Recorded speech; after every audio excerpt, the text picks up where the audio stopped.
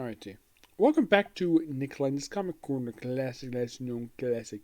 This is episode number 2191 and Doubleshot number 2085.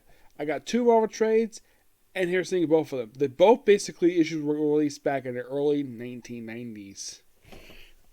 First up we have is New Mutants Epic Collection Volume number 7, Cable, which collects issues New Mutants 86 through 894, Annuals 5 and 6, New Mutants Summer Special, material from X-Factor number 5, and Kenny X-Men number 14.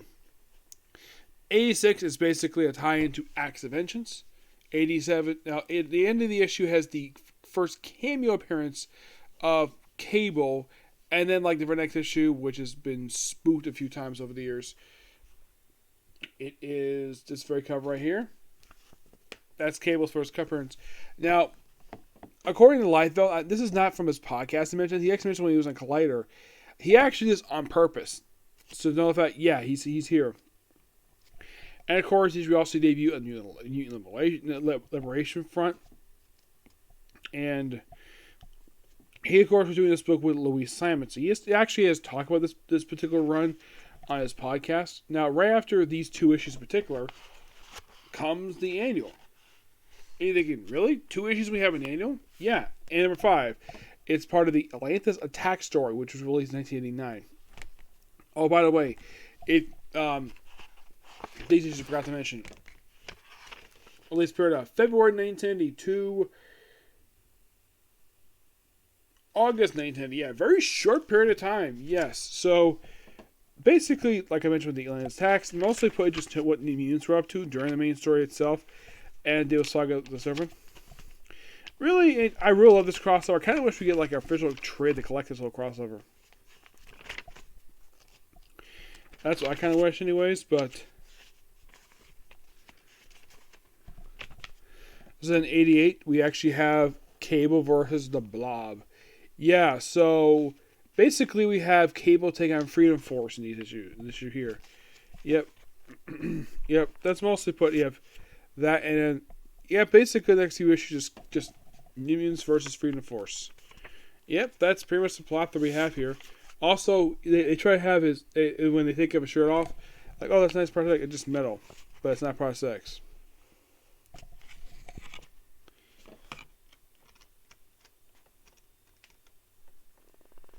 Yeah, then pretty much in the way, we kind of have 9091 be sort of Fall to Mutant Massacre, where it's basically New Mutants deal with Sabretooth.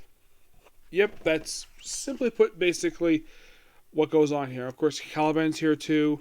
That's most for 1991, maybe 92 as well. It's mostly like in-story sequels, that one. Then we're on 92, the only issue of this whole run where Rob Liefeld does not do the interior.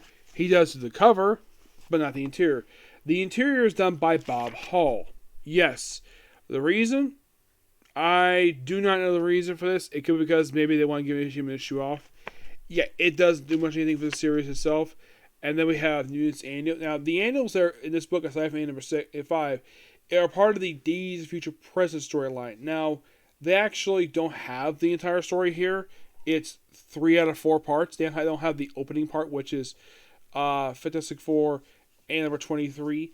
Now, this is Days of Future Present is a sequel to the classic story Days of Future Past, and basically it just has that 4-parter here. Yep, and it's all concluded with Uncanny X-Men and number 14. That's what it's concluded with. And then we have their one and only summer special they have, because I say only one because the book ended not long after this. Like, within just 6 months. So, just summer style thing. I think this was Liefeld's idea to do this one shot.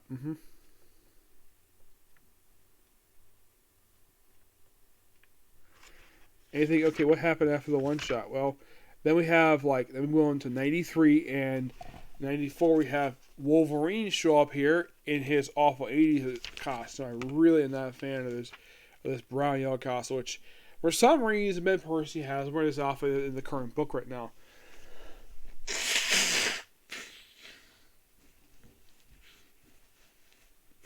Yeah. Basically, have also Sunfire here as well. Because mostly these issues are just Cable versus Wolverine. And then they team up to take on a potential threat. And that's pretty much the issues in this show. Well, that leads into the Extinction Agenda, which I'll discuss in Vine, which I do have on the Paul app. But this book, I think this book is pretty good. This book, a 9.5 out of 10. Next book, I think I may have talked about this book once before, but here we go. We have Iron Man Epic Collection, Volume 17, War Machine, Collection of Iron Man 278 to 289, Annuals 12 and 13, and material from Darkhawk and number 1, West Coast Avengers and number 7, and Marvel Holiday Special number 2. The first thing you have in here is number 12, which is part of the Subterranean Wars crossover. Subterranean Wars, basically, it's all about, I think it's Mole Man trying to make the surface. Yeah, in a big epic scale way. Yeah, let's mostly put what it is. And then we have issues 278. Basically, we have 278, 279.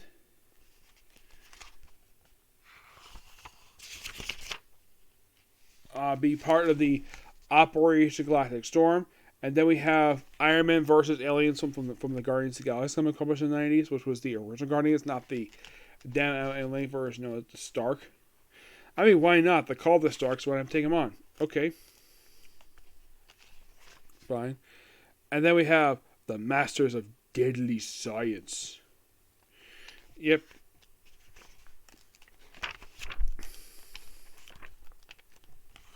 Yeah, then of course with Iron Man available, Ruddy puts on what actually is his Mark 1 attire. His Mark 1 War Machine outfit. Yep. He still calls Iron Man, but basically with 281, that's when he becomes War Machine. And the book is actually splattered with name War Machine over the title because James Rose takes over the title because at this point in time, I think Tony Stark was missing and sort of declared dead, so he has to basically run things. And this goes on for the next few issues. Yeah, him basically being charged the title again. First time in a decade at this point, because last time he was charged the book was when Dan Abnett, it was Danny O'Neill was writing the book at the time. Mm-hmm. And then we have the Assault on Armor City that basically takes up the annual from Darkhawk, West Coast Avengers, and Iron Man. That's most of what this is. Yeah. Which the Assault on Armor City storyline is actually really good. I like it. Yep.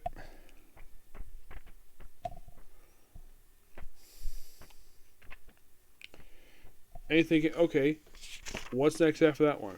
Well, then after the annual, let's see if we get this right here. It's the Marvel Holiday Special. Yep.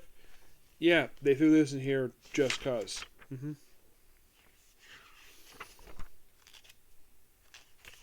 Yep. And they also have what Tony Stark's dead. And then you have and it's revealed, oh yeah, he's not dead, he's in cryogenic freezing. He said he died of some disease. And then pretty much basically like they have his funeral. And then he's attacked and then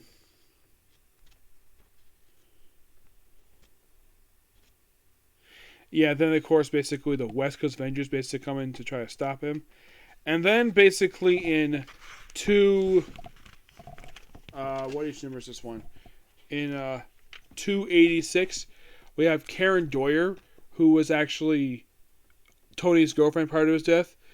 Yeah, she commits suicide. Yep. Because she can't live without Tony, she commits suicide. Now, of course, Rhodey didn't like her very much, but even he didn't want this to happen to her at all. And, of course, we have Morgan and Stark show up in here, completely unrelated. This is the 6'6" version, who's his cousin. Yeah, then Rhodey finds out at the end of the book after he fires his girlfriend. He finds out, basically, Tony's alive at the end of 289. Yep. After stuff with a bunch of Mandroid stuff. And then the book ends with him saying, I quit. In the next issue. Yep. Also, he battles Living Laser. Yep. But these issues here are pretty good. I like this book. I'll give this book a 9.5 out of 10. Really good. Once I get a chance to review Volume 16, I'll pretty much basically say I reviewed from like I think it's like 215 to 297. Yep. But yeah, that's particular view. Next up is going to be Doctor Who, One More Comic Corner, and after that will be Doctor Stone. Okay, next video. Bye.